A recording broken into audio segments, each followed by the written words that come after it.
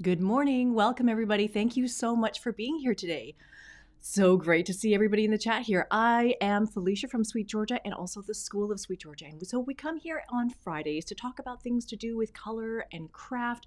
We talk about taking time to make things. Now, the second Friday of every month, what we're trying to do is we're trying to do a live stream version of that. And today I have many things to share with you. They're all on my desk here.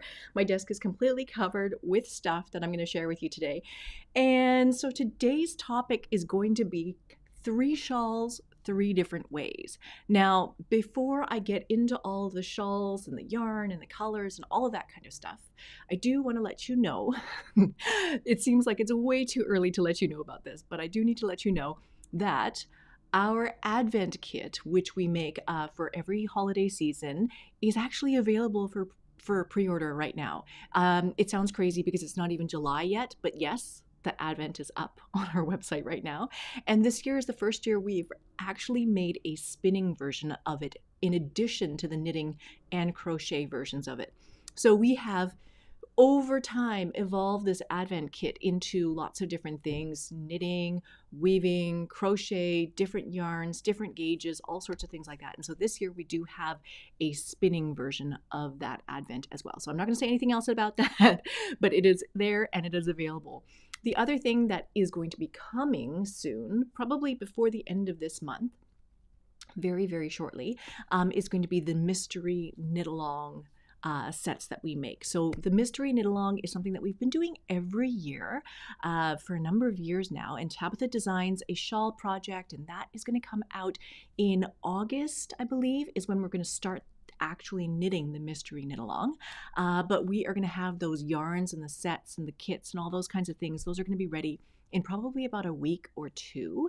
And so what I really recommend to you, if you don't already exist on our email list, please get yourself onto our mailing list, and then you'll know about when all of these things go live and when they are available, because there are some very pretty things this year for that mystery knit along that we hope that you guys will enjoy. And so really looking forward to starting that mystery knit along with you guys. Colors of Hope is asking, is that a Kromsky Sonata in the background? No, that is my Shacked Matchless. It's a cherry matchless double treadle spinning wheel, and so that it does look a little bit like a Kromsky because of that darker wood color. But yeah, I love that wheel. Yeah, it's a cherry matchless. There it is. Fantastic. So let's get into the things that are on my desk right now. And so we are going to talk about 3 different shawls that have been done 3 different ways. And the reason why we were doing this is Tabitha and I were talking earlier this year. We're talking so much about how we miss traveling, we miss going to places, we miss going and seeing things from a different perspective. And I was telling her about some of the places that are on my bucket list, for my travel bucket list, places that I have never been to that I really want to go to. And one of them is Spain. That came up because my mom was talking about wanting to go to Spain at some point in time. She's never been either. And so there's something about going someplace that might be warmer than it is here in Vancouver, sunny. There's just stuff about like eating new foods and trying new places, seeing new landscapes, all of that kind of stuff. So Spain was heavily on my bucket list. And the other one that's been on my bucket list for a long time is Thailand. And I really want to go. I don't know what else to say. I just really want to go. So one day, someday, maybe I will be able to go to all those places. Now, because we were so inspired by different places and we were looking at travel blogs, we were looking at travel photos, we were doing all this kind of stuff and started to think, like, well, what if we set things up in a way where we could be surrounded by the colors of things that we're seeing or things that we would like to experience and things like that. And so what we decided to do was look at a couple of the shawl designs that we have had in the past, which have been beautiful sort of canvases for playing with color, and looking at a way of taking those shawl designs and incorporating them with new colors and reimagining them in a new way. And so that's what all of these shawls on my desk are. There's 3 different shawl patterns that have each been reimagined or reinterpreted in 3 different ways. So The first one that I want to share with you guys is this one that is called Kiawah. Kiawah. It is from maybe like a fall collection that we did a couple of years ago. It's spelled Kiowa, and you can see the photo that we have taken of that from that time. It was with Greta. Greta was our model. She's the education program coordinator for the School of SweetGeorgia, and at the time, she modeled a lot of these pieces for us. And so I distinctly remember this shawl because I remember wanting to make this shawl. I love this shawl. And the shawl is basically very, very simple. It's an asymmetric shawl design. So let's see here. It looks like this. It's an asymmetric shawl design, and it starts in one corner or one edge, and then you keep knitting across the whole shawl, sort of adding stitches at one end and just expanding the size of this. So it's an asymmetric shawl that's a bit like a crescent, but it's not really a crescent. And it's got a little bit of lace here in the middle. I'm going to give you guys a different view of it here.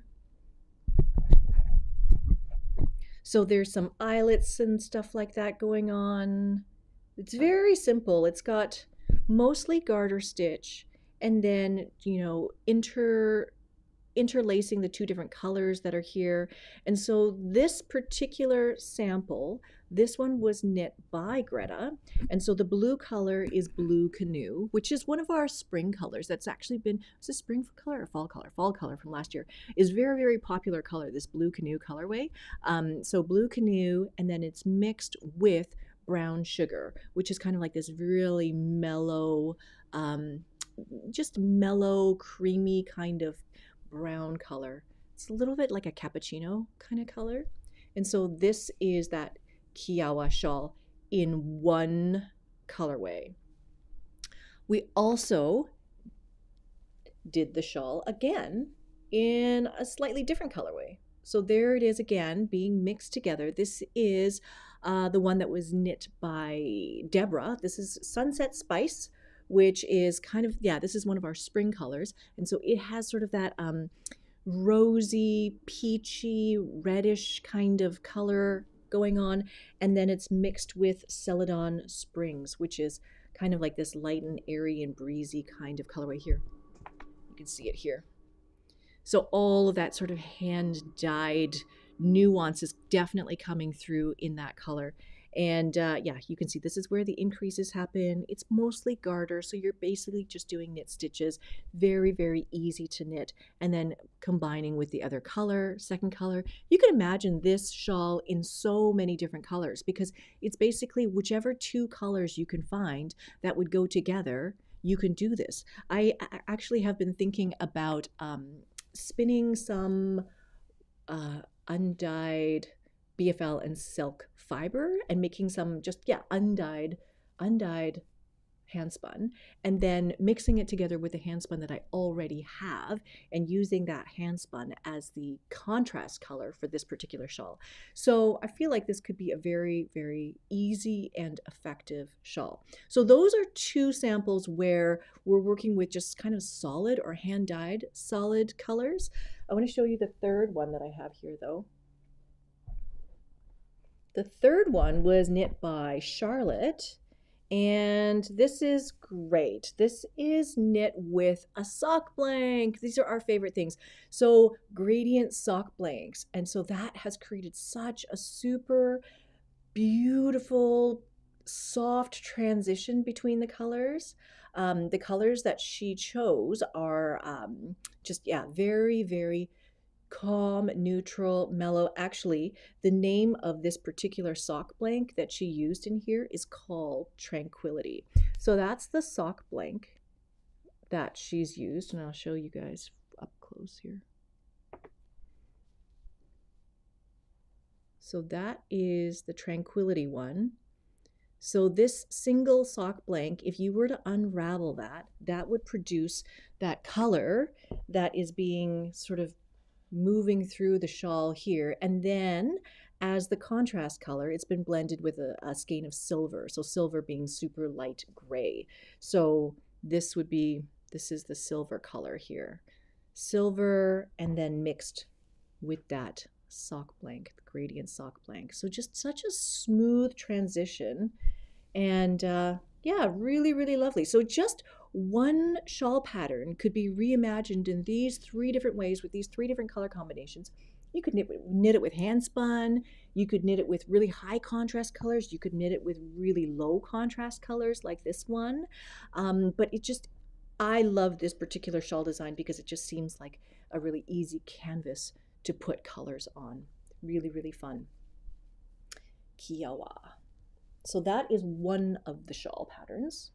The second shawl pattern is called Attu, A-T-T-U. And so this is another pattern that was designed by Tabitha. And I remember the original shawl, we had Teresa modeled it for us at our old studio, and I remember it being 2 packs of Party of 5. So Party of 5 is our gradient mini skein sets, and so we did sort of like a fade from one side to the other with this Party of 5, and it's really a lovely, lovely and easy shawl pattern to make. And so with it being so easy, one of the things that we did was we just knit it in one color. So you can get just one skein of yarn and knit this particular shawl pattern. It's very, very simple. Again, it's kind of like an asymmetric shawl. So you start at one corner. So you start at basically this corner here, and then you keep expanding, and adding up. Well, no, not that corner, the other corner. You start at this corner here, and you just start to increase number of stitches across until you have enough. And then once you start to have enough, you can start to do this sort of feather and fan pattern. So this lace pattern is very classic. It's a traditional sort of feather and fan pattern where basically you're increasing 4 stitches rapidly using yarn over. So you're increasing 4 and then you're rapidly decreasing. So you're kind of like expanding and then decreasing and expanding and decreasing. And that's what's causing all of this movement in the stitches to happen. So it's a very, very simple, very easy to memorize lace pattern. And again, you're just kind of increasing along one side and keep increasing until you basically get as far as you like, and then you can cast off. So if you had bigger skeins or more skeins, you could just keep knitting and then make this basically as long as you want. Make it as long as you want until you run out of yarn. So that is just knitting that pattern with one skein of yarn. Now we have a couple of other options here that were inspired by the Spain photos that we found, and they're very hot. They just feel very spicy and hot. So this is one of the ones that was made by Charlotte. Again, this one is done in the sock blank, so you can hopefully see the transitioning happening from this golden yellow all the way to this sort of cayenne-ish kind of spicy red color. And so that is the sock blank that's happening in the background. The sock blank is this one here. It's called Old Flame. So you can see it kind of goes from this color all the way through to this golden color. Ta-da! So that one is called Old Flame and produces this. I just love those transitions between, you know, this sort of transition, that all of that color change is just happening in the background. And I love how the ridges of the feather and fan are just being sort of accentuated. These lines are being accentuated by that contrast color. So really, really just fun. I love that. So that is basically with one skein and then actually I believe she just used just the one sock blank. And I think that she was, I believe she probably took the sock blank, wound it into a ball, and then used both ends of that ball. So using the dark end that came from here. So the dark end comes from here, and then using the other end of that sock blank that's been wound into a ball, and then knitting the second color. And so these two are contrasting against each other, and then they basically meet closer here. So there's way less contrast happening here, and there's more contrast happening at the start of the shawl. So that works out really, really well, because then you could theoretically take any of these sock blanks and do exactly that, because you're getting such high contrast from the beginning and end of those sock blanks. And so there is that particular shawl. If you can hear that construction in the back, oh my gosh. If you don't use a sock blank, because a sock blank is just like basically the same length of yarn as one skein of yarn, so that's basically like 425 yards or so. That's one skein of yarn. If you wanted to use more than one skein of yarn, I have here, this sample is knit in 2 skeins, so it's massive. And so this one is 1 skein of Tough Love Sock in Tangerine and 1 skein in Mellow. And this one was knit by Anita. And so you can see here, these are the 2 colors that are happening here. So the Mellow is that yellow color, and then the Tangerine is that hot sort of corally kind of color. There's more of that Tangerine down here.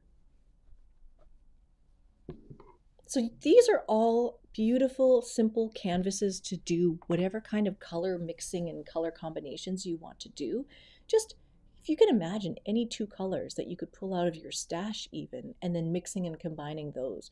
Or maybe in the background, instead of the yellow, you would pick like an undyed color, and then maybe your hand spun becomes the colorful ridges that happen throughout all of this. So I like how something that's so simple, such a simple shape, such a simple design, you can just apply whatever colors you want onto that in order to create something that's super unique and just for you. So that is the Attu shawl. Again, you can make it on the smaller side with just 1 skein, or you can make it on the big and massive side with 2 skeins. Again, these are things where you can just keep knitting until you run out of yarn. So the last shawl that we looked at and revisited was one that's called Riven, R-I-V-A-N, and this one is designed by Emily Wood. So Emily Wood is a knitwear designer that we have worked with a number of times, actually. She's designed a bunch of things for us, and she's always designed beautiful things. And this shawl pattern we did maybe a couple years ago in the fall. We did it with a single skein of yarn plus a party of 5 mini skein set, and so we wanted to again sort of revisit this shawl idea, make it kind of like an island feeling. We were looking at those Thailand photos, looking at palm tree photos, looking at water, beach, all of those kinds of things, and wanting to be surrounded by all of that. And so this is one of the first versions that we did based on that same design. So this design is really, really interesting. It is basically knitting a bunch of these triangles, okay, these little triangles that are happening here. You knit a whole series of triangles, and you join them all together, and then you can start knitting this zigzag. And so the triangles form the foundation of the shawl, and then you continue on with the rest of it. And then basically you could knit all of these zigzags as long as you like, but this is designed to be sort of like a rectangular stole. And so the original one, each of these little colored zigzags could have been a different mini skein color. In this case, we wanted to make it super simple. And so this is 1 skein of Glacier and 2 skeins of Birch. Birch is that sort of color that looks almost like it's undyed. So that's 2 skeins of Tough Love Sock in Birch, and then this one is the Glacier, 1 skein of contrast color. Again, you could put your hand spun in here too. Like, so many things could be done just by putting in a contrasting color in there. And these yarn overs look extra massive. I don't know if you can tell. They look almost like the size of pennies. Yeah, so those are just kind of bigger yarn overs to make a much more effective design element, really. Like, it looks really cool. And then in between here is, it's not exactly like mock ribbing, but yeah, there's a bit of garter, and then it looks like there's a little bit of ribbing. And so it just helps to make a texture in there that also holds out the fabric really, really well. It's not going to suck in like ribbing. It's not condensing or compressing or anything like that. It stretches out really beautifully and then creates a little bit of texture in there. So really, really lovely shawl pattern. Now that one is with just 2 different colors. This one is with 3 colors. So in this case, we have a version of this that was knit by Anita, and this is 2 skeins of Snowfall, which is the gray color. So we have some of these neutral colors that serve as really good backgrounds for a lot of projects. So this color here with the glacier, this is Birch. That's kind of like the warm neutral that we have. And then Snowfall is the cool neutral. This is like a light pale, pale gray. And so these 2 colors have served really, really well as being great backdrops for whenever you want to apply color to things. So yeah, if you have like a warm kind of color, that warm contrast color, then you would kind of use Birch. And then if you had a cool contrast color, then you might use Snowfall. That's kind of how we have done that separation. And so here is the shawl. It's big. It's very big. And so the 2 green colors that we've put in there, one of them is Hemlock. That's the darker green. And then the lighter green is Basil or Basil, however you like to say that. But again, you can just pull skeins out of your stash if you have those, or you can mix and blend and find new colors, new combinations. I feel like this is a really fun way to play with colors that might be a little bit stronger, that you might be a little bit nervous about using, because you're breaking it up. You're making that strong color into a line that becomes a beautiful graphic design element, as opposed to being completely covered in one particular color that you might feel nervous about wearing. So like maybe you wouldn't wear an entire shawl that's been knit out of this sort of limey kind of green color, but when you break it down and then make it into this small compressed line, it becomes this beautiful contrast and a design element, as opposed to be just covered in green.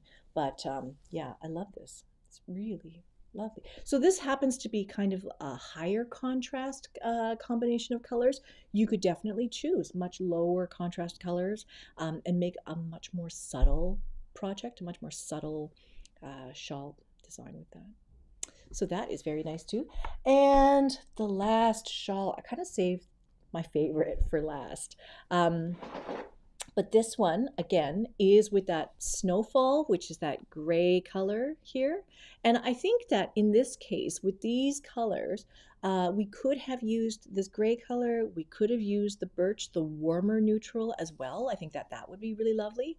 But in here, those colors are not coming from a mini skein set. Those colors are coming from a sock blank. So we made another sock blank to go with that. This is the one that's called Spring Fling. And so again, it goes kind of like from that purple color through these rosy, peachy kind of, well, rosy, dusty rose kind of, it's kind of like the same color as my sweater. Yeah, those dusty kind of pink colors, and then into more of a golden sort of golden hour kind of color. So that sock blank, I love this sock blank. It's called Spring Fling. And then when you knit it up, it can become something like this. They look like mini skeins because I think it's because the length of, well, basically the width of this shawl, the stole, is so wide that by the time you finish one stripe, you've really moved into the next color of the sock blank, right? So if you were knitting this particular sock blank in a much more narrow circumference, narrow width, then you would find that those color transitions would look much more smooth, kind of like if you were doing it with this this shawl here. Like if you could imagine that Spring Fling being in this pattern, it would transition much more slowly because you're changing those colors over a narrower width. But when you spread it out over such a wide width, then yeah, the colors have moved. The colors have transitioned into something else. So yeah, I love this. I love this because, you know, like I personally love yellow. I love these golden yellows. I love this kind of like corn silk color, wheat color, golden, just toasty color, like all of those colors. I love those colors, but I can't necessarily wear them. They don't look great on me, but I love looking at it, and I want it to be in my pieces. I want there to be that sort of contrast. Yellow contrasts so beautifully against purples and plums and things like that. And so just I feel like, having a little bit of that touch of yellow at the bottom of your shawl is just nice. It's kind of like this nice tip highlight to something else. And so the purples and the pinks, maybe those are like closer to your face. So when you wear them, they're closer to your face, but then there's just this little hit of yellow at the bottom, and it's just nice, fun. It's light, feels nice. I like it. So I'd love to hear from you guys. You guys can put in the comments here in the chat. Tell me which shawl you like the best. Which one you've liked the best so far. The ones with the sock blanks, the ones that start in one corner. This one, yeah, you need to make those triangles in order to get started. But I think that they're so worth it because the effect that you make is so cool. And I did think a little bit about making this on a knitting machine, but I'm not sure how I would do that. I'm still learning. I tried to do something the other day, which is to try to knit a half pie shawl on the knitting machine, because I feel like I can do that, because for the most part, half pie shawls are mostly straight knitting in between the sections where you do all of the increases. So I was trying some of that. I didn't get very far. But yeah, tell me, which shawl do you like the best? The ones with the sock blanks, the ones with just one color, the one with two colors, the ones with three colors? I'm sure that everybody could come up with a different color combination that would be super fun, super exciting, very diverse. There's just so much that you can do by combining all these different colors together. So I want to share with you guys all of these that have been just released. So this is, oh, they're going off the page. This is Coffee Date. Okay, so we have a whole bunch of these sock blanks available now. This one is Coffee Date, and it's got a bit of that, again, toasty yellow kind of color. It's a golden yellow color, and then it's mixed with blues and browns. So that is really, really nice.